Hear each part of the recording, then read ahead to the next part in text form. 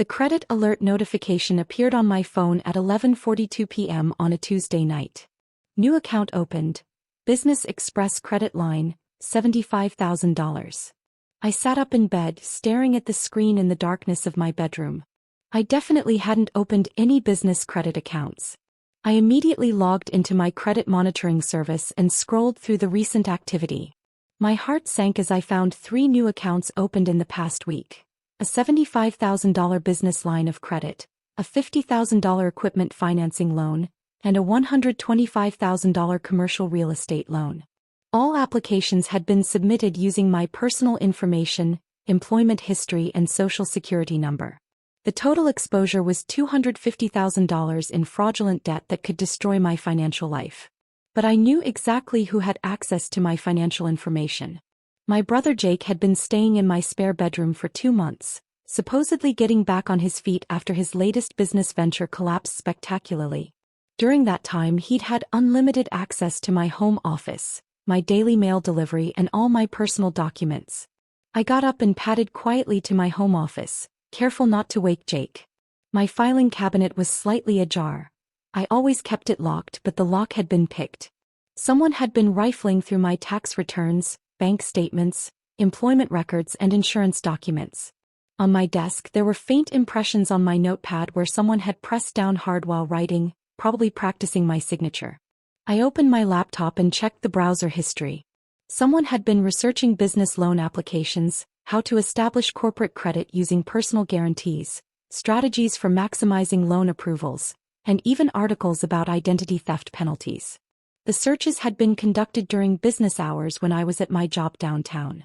As a forensic data analyst for a major insurance company, I had extensive experience with fraud investigation, digital evidence preservation, and financial crime patterns. My home network was configured to log all internet activity, and I had security cameras positioned throughout my apartment that I'd installed after a break-in 2 years earlier. I pulled up the network activity logs for the past month. Jake's devices, his laptop, tablet, and smartphone, had been accessing loan application websites, business formation services, credit monitoring sites, and financial planning forums. He'd also downloaded copies of my personal documents and uploaded them to several cloud storage accounts that I could trace through the network traffic. The security camera footage was even more damning. Clear video showed Jake sitting at my desk last Tuesday, methodically photographing my tax returns and employment verification letters with his phone. In another clip from Thursday, he was practicing my signature while holding my driver's license for reference, testing different pens and writing styles. But the most incriminating evidence was audio from my smart home system. Jake had made several phone calls from my living room, not realizing that my voice assistant automatically logged and stored conversations containing financial keywords like loan, credit, fraud, and identity theft. In one recorded call from last week, Jake told someone, "Your credit is perfect and you're too stupid to use it. I'll make millions with these loans and pay everything back before you even notice." She's one of those boring, conservative types who never takes financial risks. In another conversation he bragged, "My sister is this uptight data analyst who never does anything interesting with money. She has perfect credit and no debt, so I can probably get approved for anything using her information. She's too trusting and disorganized to suspect anything until it's too late." The next morning, I watched Jake get ready for what he called important business meetings. He was wearing his best suit, one I'd bought him for job interviews, and carrying a new leather briefcase filled with documents I recognized as copies of my financial records. "Big day today?" I asked casually while making coffee, keeping my voice neutral and interested. "Huge day," Jake replied confidently, adjusting his tie in the hallway mirror. "I'm finalizing some major business deals that are going to change everything. Within 6 months, I'll be running a multi-million-dollar operation." "That sounds exciting. What kind of business are you starting?"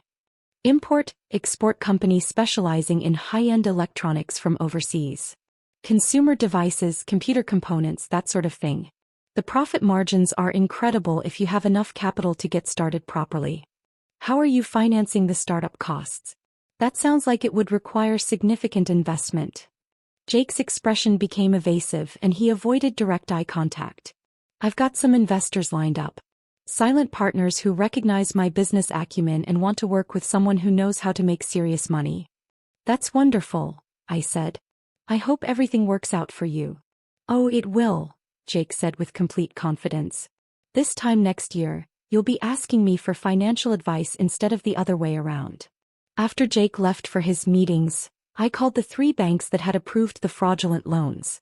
I spoke with loan officers at each institution and confirmed that applications had been submitted using my personal information, but requesting that all correspondence be sent to a business address I'd never heard of, a small office complex across town. The loan officers were shocked when I explained that I hadn't applied for any business loans and that someone was using my identity fraudulently. Ms. Peterson, these applications were approved based on your excellent credit history, stable employment, and comprehensive financial documentation, said Sandra Mills from Business Express Credit. The applicant provided tax returns, bank statements, employment verification, and even credit reports. Everything appeared legitimate. Those documents were stolen from my home, I explained. I need to file fraud reports immediately and freeze all accounts. We'll freeze the accounts pending investigation, Sandra assured me. This appears to be sophisticated identity theft. You should contact law enforcement immediately. This level of fraud typically involves federal charges. I spent the morning filing fraud reports with all 3 banks, reporting the identity theft to the Federal Trade Commission, and documenting everything for my insurance company. Then I called Detective Ray Thompson from the Financial Crimes Division, whom I'd worked with on several insurance fraud cases over the years. Detective Thompson? This is Angela Peterson from Consolidated Insurance. I need to report identity theft and business loan fraud. I have extensive evidence including video footage, audio recordings, and digital forensics. How extensive are we talking? He asked, his interest clearly piqued. Complete documentation of a systematic fraud scheme including network logs, security camera footage, audio recordings of the perpetrator admitting to the crimes, and a timeline showing premeditation over several weeks. That's more evidence than we usually see in identity theft cases. Can you come in this afternoon? Bring everything you have. At 2 p.m., I sat in Detective Thompson's office with 2 thick folders of printed evidence and a laptop containing digital files. The documentation was overwhelming: screenshots of fraudulent loan applications, network activity logs showing Jake's research into business loan fraud, security camera footage of him stealing my documents, audio recordings of him bragging about his scheme, and a detailed timeline showing his systematic approach to identity theft. Angela, this is some of the most comprehensive fraud evidence I've seen in 15 years of financial crimes investigation, Detective Thompson said, reviewing the materials spread across his desk. You documented everything. I'm a forensic data analyst by profession. I know how to preserve digital evidence, maintain chain of custody, and build cases that will hold up in court. Detective Thompson examined the bank statements showing the fraudulent accounts and loan disbursements. Your brother obtained $250,000 in business loans using your identity.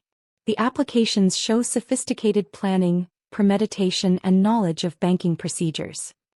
He's been living in my apartment for 2 months, systematically collecting my personal information. The camera footage shows him photographing my documents over several weeks, not just a single opportunistic theft. The audio recordings are particularly damaging, Detective Thompson noted, playing back Jake's recorded conversations. He explicitly admits to identity theft and fraud. He also demonstrates clear knowledge that his actions were criminal and that he was deceiving you. What kind of charges are we looking at? I asked. Identity theft, bank fraud, wire fraud, and potentially money laundering if he's moving funds between accounts to hide the source. With this amount of money involved and evidence of premeditation, we're definitely talking about federal charges. He could be looking at 8 to 10 years in prison. Detective Thompson leaned back in his chair. There's something else you should know. We've been tracking a pattern of family-based identity theft cases recently. Perpetrators often target relatives because they have easy access to personal information and they assume family loyalty will prevent prosecution. Jake definitely assumed I wouldn't catch him or wouldn't pursue charges if I did, I said. The sophistication of his scheme suggests this isn't his first time committing fraud. We'll run his background and see if there are other victims we don't know about.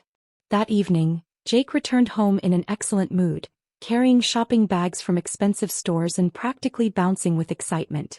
"Angela, you'll never guess what happened today." He set down bags from Nordstrom Apple Store and a high-end luggage retailer. "All my business financing came through. I now have access to over $250,000 in working capital."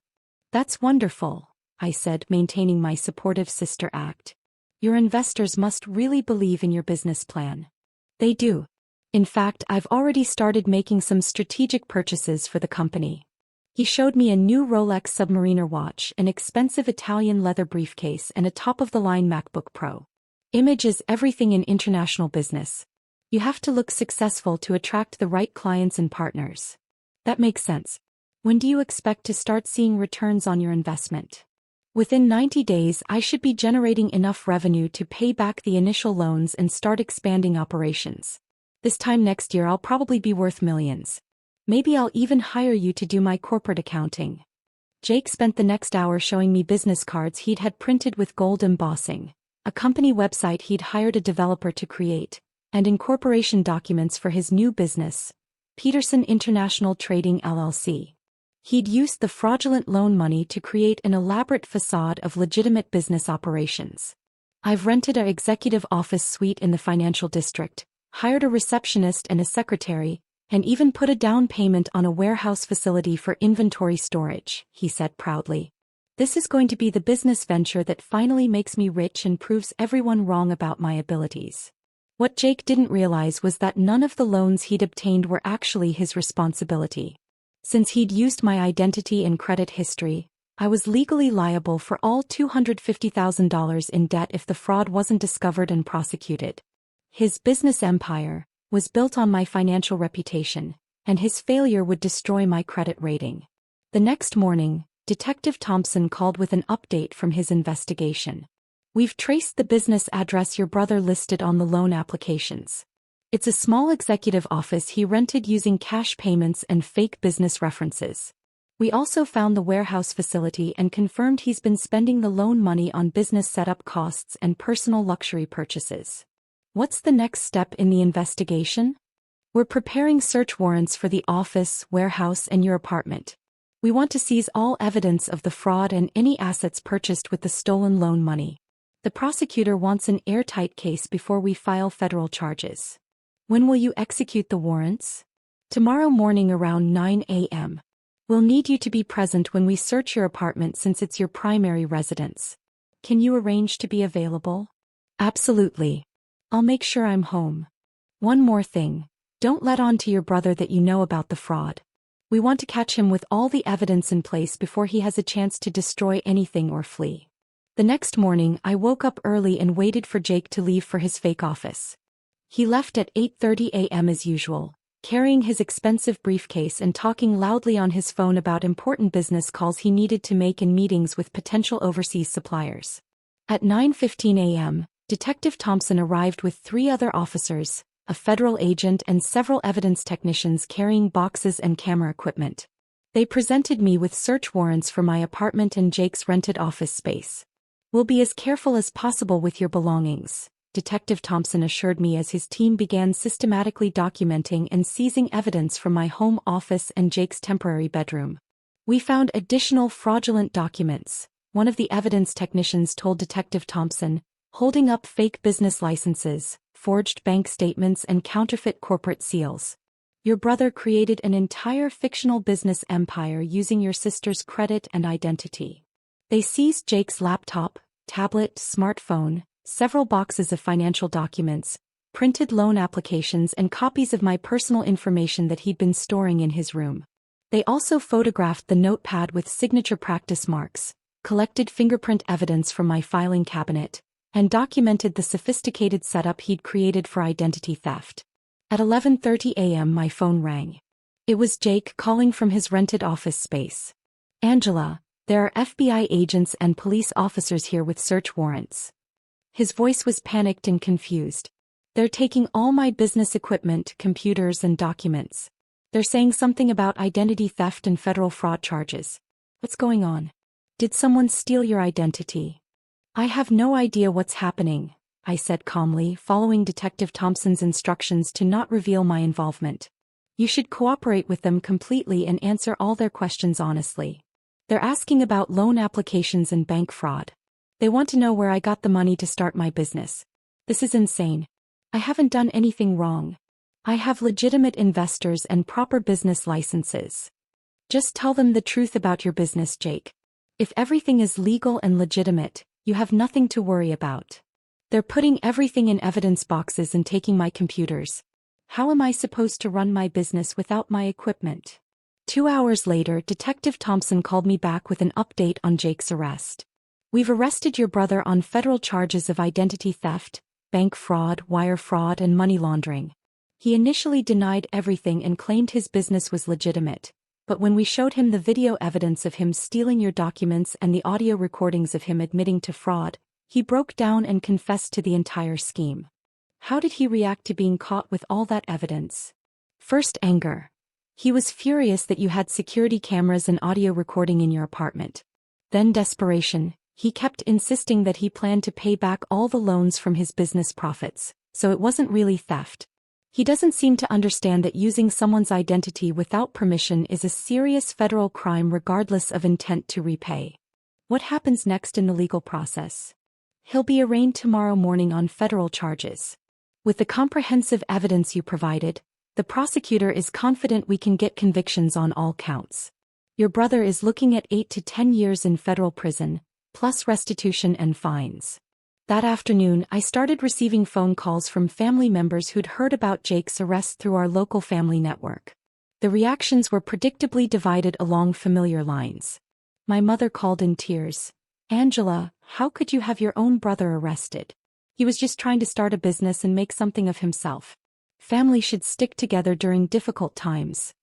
"Mom, Jake stole my identity and fraudulently obtained $250,000 in loans that I would have been legally responsible for. If he hadn't been caught, I could have lost my house, my savings, and my credit rating. But he's your brother.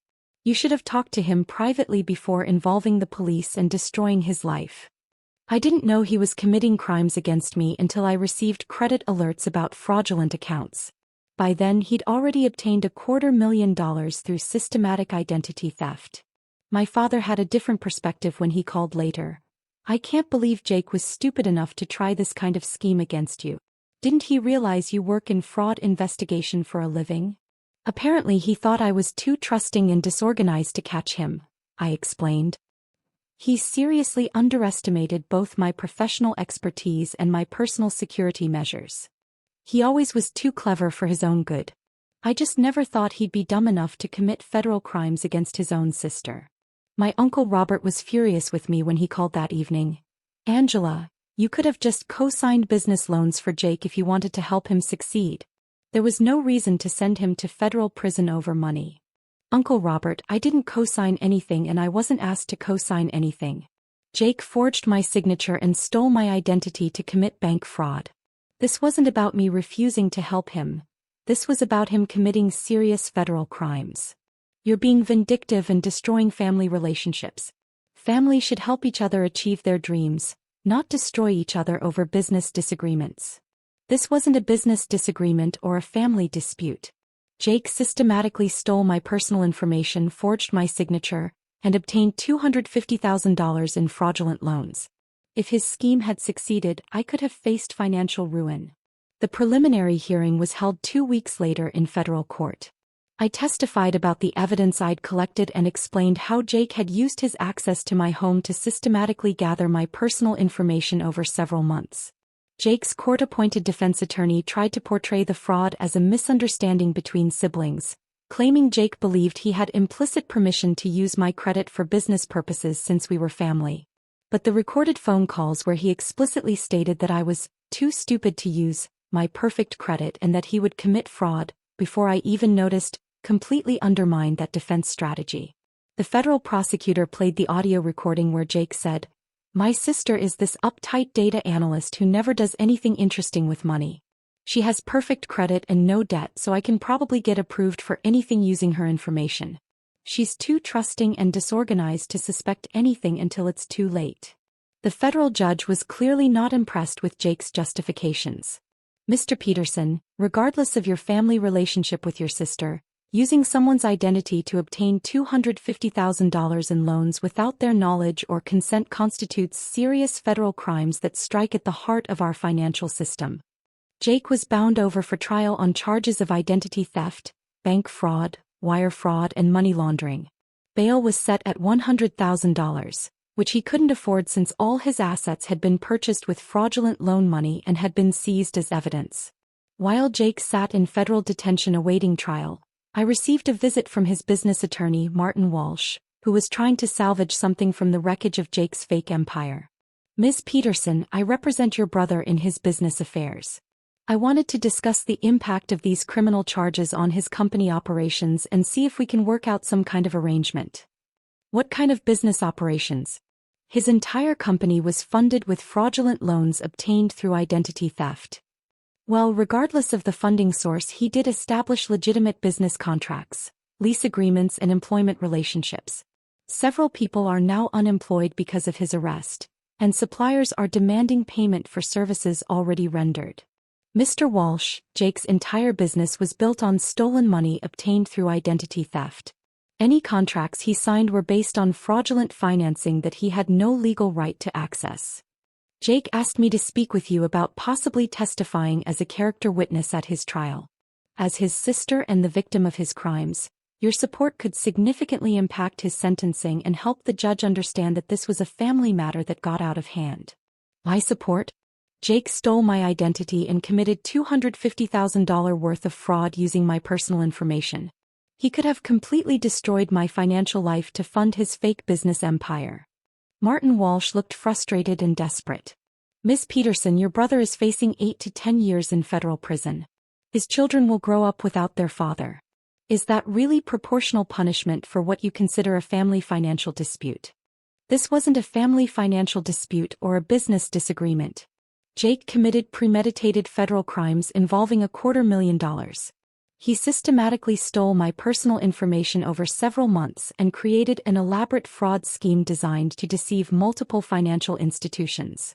4 months later, facing overwhelming video, audio, and digital evidence that would guarantee conviction at trial, Jake accepted a plea bargain offered by federal prosecutors. He pled guilty to identity theft and bank fraud in exchange for a reduced sentence of 6 years in federal prison. At the sentencing hearing, Jake was allowed to make a statement to the court before receiving his sentence. Your Honor, I know what I did was wrong. I was desperate to make my business dreams come true, and I made terrible decisions that hurt my sister and violated her trust in the worst possible way. He turned to look at me sitting in the gallery with my parents. Angela, I'm sorry for what I did to you. I convinced myself that I could make enough money to pay back the loans before you found out, but I realize now how incredibly selfish and criminal that thinking was. The federal judge sentenced Jake to 6 years in federal prison, followed by 3 years of supervised probation. He was also ordered to pay $285,000 in restitution covering the fraudulent loans plus penalties, interest, and investigation costs. After the sentencing, Detective Thompson met with me in the courthouse hallway. How do you feel about the outcome of the case? He asked. Relieved that it's finally over, I said honestly. Jake needed to face serious consequences for his actions, but I'm glad he finally accepted responsibility instead of putting everyone through a lengthy trial. Your evidence collection made this case completely airtight. Without your comprehensive documentation, it would have been much harder to prove the systematic nature of the fraud and the premeditation involved. Jake assumed I was too trusting or too naive to catch him.